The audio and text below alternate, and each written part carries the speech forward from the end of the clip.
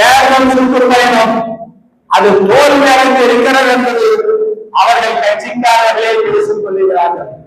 காரணம், அவர் செய்ததை சொல்ல முடியவில்லை. ஆனால் நம்முடைய தலைவரும் ஸ்டாலின் சொன்ன செய்த பட்டியலை அவர் படிக்கிறார்.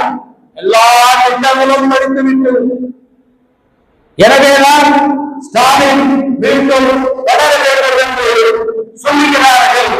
இது யாரம்மா அப்படி மட்டும்தான் கடைசியா எடப்பாடி பேசுறார். ஆனா முதல்ல பாத்தீங்கன்னா நான் கூட அந்த அளவுக்கு பட்டியல் போட்டு பேசுறேன். அந்த அளவுக்கு எடப்பாடி பழனிசாமி திமுக சாதனைகளை ஸ்டாலின் செய்த சாதனை பேசுறார். அவர் எப்படி வேணாலும் அது குறைச்சி பேசணும், அது அரசியல் ஸ்டாலின் ஒரு எடப்பாடி தலைவர், எடப்பாடி பழனிசாமி எதிர்கட்சி தலைவர், முதலமைச்சராக இருந்தவர் ஸ்டாலினுடைய சாதனைகளை தன் கையிலே குறித்து வைத்துக் கொண்டு படிக்கிற அளவிற்கு ஸ்டாலினுடைய அரசியல் உச்சத்தில் போய் நிற்கிறது. இதுதான் ஸ்டாலின் அரசு செய்த சாதனையை எதிர்கட்சி தலைவர் முதலமைச்சராக இருந்த எடப்பாடி பழனிசாமி பட்டியலை கையில் வைத்துக் கொண்டு காலை சித்தொண்டு வேண்டும், நான் முதல்வன் திட்டம், கதை புதல்வன் திட்டம், புதுமை பெண் திட்டம், கலைஞர் மகளிர் உரிமை திட்டம், இப்பேற்பட்ட திட்டங்கள் எல்லாம் செய்திருக்கிறது என்று பெருமையாக பேசிக் கொண்டிருக்கிறார்கள் என்று இந்த திட்டங்களை முன்மொழிந்து பேசுகிறார் சொன்னார். இதுதான் திமுக சாதனைகளில் ஒரு மாபெரும் சாதனை. 75 ஆண்டு கால அரசியலில் அண்ணா கலைஞருக்கு பிறகு ஆட்சியுடைய சாதனையை எதிர்கட்சி தலைவர் கையிலே எடுத்துக் கொண்டு பேசுகிற ஒரு வல்லமையை உருவாக்கி இருக்கிறார் சொன்னால் இதான் ஸ்டாலின் தொடர வேண்டும். தமிழ்நாடு வெள்ளக்கம் என்பதற்கு அழைத்தவர் நம்ம மாவட்டத்தில் முன்னாள் அமைச்சர் ஒருத்தருக்கு ரொம்ப பாவத்துக்கும் இவர் தேர்தலில் நின்னால் சிவி சண்முகம் வயலூரில் தேர்தலில் நின்றால் அவருடைய வெற்றி எந்த அளவுக்கு இருக்கும் என்பதை முன்கூட்டியே அவர் சொல்லுகிறார். முன்கூட்டியே சொல்லுகிறார். கிராமத்தில் சொல்லுவோம் வாய் சொல்லு தலை சொல்லு சொல்லுவோம். வாய் சொல்லு தலை சொன்ன ஜாக்கிரது வாயிலாக நாடுவோம் வார்த்தை நின்று சொல்லு. இது வரைக்கும் அவர் பேசுறதெல்லாம் பொறுத்து நான் பேசாம இருக்கிறேன்னா களத்துல போய் அது பேசும்போது அதனுடைய எதிர்மொழி எப்படி இருக்கும்ன்றதுக்காகதான் இப்போ அமைதியா இருக்கிறதுக்கு காரணம். சில இடத்துல சொல்ல வேண்டிய ஒன்று தலைப்பு செய்தியா சொல்ற அவர் என்ன சொல்றார், சாதனைகள் உங்களுடன் ஸ்டாலின், உங்களுடன் ஸ்டாலின் வீட்டு மர பட்டா வேணுமா, கலைஞர் கலந்து வேணுமா, ரேஷன் கார்டு புதுசா வேணுமா, வீட்டு பட்டா தனியா அளந்து வேணுமா, மின் இணைப்பு வேணுமா, மருத்துவ காப்பீட்டு திட்டம் வேணுமா, இப்படி எல்லாம் கேட்டு மனுக்களை பெறுகிறார், மக்களை ஏமாற்றுகிறார். எனவே உங்களுடன் ஸ்டாலின் அந்த முகாம் நடைபெறுகிறார்.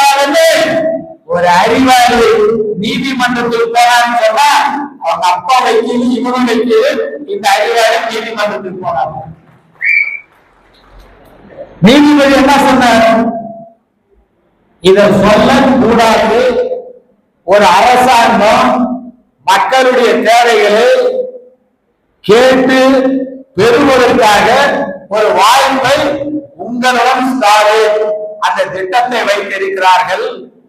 அதில் மக்கள் நலன் சார்ந்தது, நீங்கள் சொல்லுவது தவறு. எனவே சொன்னது தவறு மட்டும் இல்லை, இந்திய அரசியலமைப்பு சட்டத்தை அதை நீங்கள் உறுதிமொழியாக எடுத்துக்கொண்டு இருக்கிற காரணத்தினால், கடந்த காலையில் அமைச்சராக இருந்த காரணத்தினால், இப்போது நாடாளுமன்ற உறுப்பினராக இருந்த காரணத்தினால், ஆமா போடு போடு போடுன்னு போட்டு நீதிபதி 10 லட்சம் ரூபாய் அபராதம் கட்டிட்டு இது யாருக்காவது வேற யாரும் கிடைச்சிருக்காங்க பரிசு? இந்த பரிசை மக்கள் கொடுக்க போறாங்க, வாட்டா மாற்றி கொடுக்க போறாங்க. நாங்க மனு கொடுக்கிறது நான் தடுக்கலன்னு சொல்ல முடியாது. அபராதம் கட்டிட்டு தானே வெளியே வந்துக்கிறேன், இல்லன்னா உள்ளே இருந்தா அப்படின்னு சொல்ல போறோம். இது தேர்தல் காலத்துல நாம் இல்ல, சாதாரண கிளை கழக செயலாளர் ஆமா கரைச்சு ஊத்துன்னு ஊத்திடுவாங்க. ஆமா ஒவ்வொரு தேர்தல் ஓட்டு கேட்கும் போது.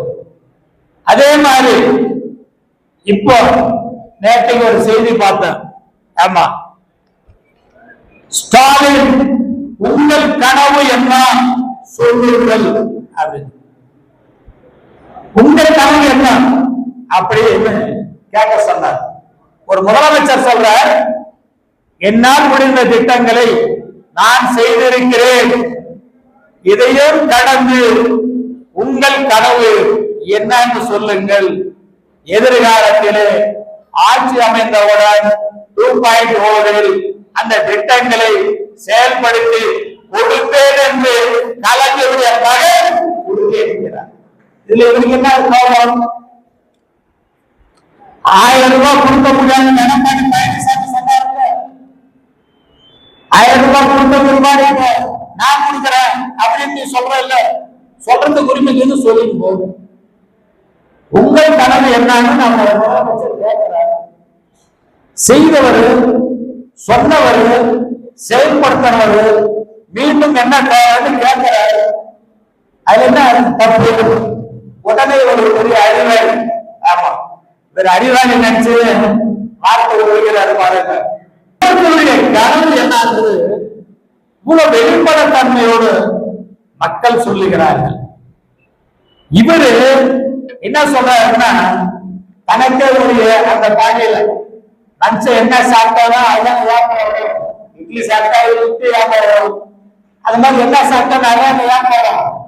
அந்த பாகையில சொல்றாரு, உங்கள் கனவு என்னன்னு சொல்லுங்க அப்படின்னு முதலமைச்சரை பட்சப்படுத்தி சொல்லும் போது சொல்ற தகுதி தர எங்கே இருக்கிறார்.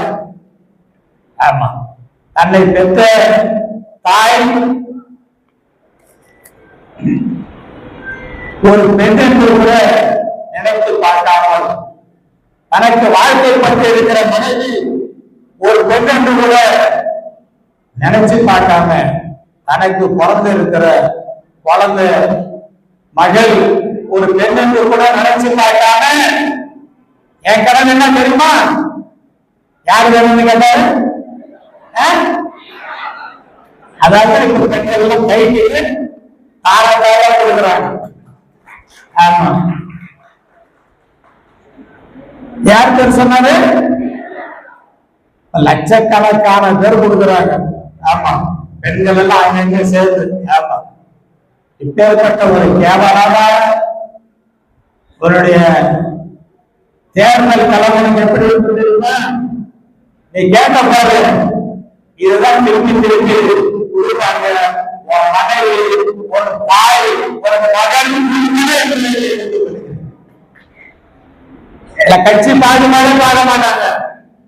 நீ சொந்தம் மந்தம் இதெல்லாம் சொல்லிக்கிறாங்க, அதெல்லாம் ஒண்ணுமே எடுப்படாது. ஆமா நீ சொன்ன வார்த்தை 5-6 பாயிண்ட் இருக்குது, இந்த 2 மட்டும் சொல்றேன். லேட்டஸ்டா சொல்றதுக்கு சொல்றேன். பெண்களை நீ கேவலப்படுத்தி கொச்சப்படுத்தி பேசியிருக்கிறேன். நீ தைரியமா இருந்தா என்ன சொல்லிடுறது? இன்னும் நான் கூட அதை சொல்லக்கூடாது. நீ உன் கட்சிக்கு தலைவராக செஞ்சு மறைந்த முதலமைச்சர் அந்த பேரை உச்சரிச்சு அந்த மாதிரி சொல்லுவாங்க. சாதாரணமா யாரும் இருந்தால பெண்களுடைய பேரை உச்சரிச்சு சொல்லு. எனவே தயவு செய்து களத்தில் இருப்பது திமுக தான், களத்தில் வெல்ல போவதும் திமுக தான், ஆட்சி அமைய போவதும் திமுக தான்.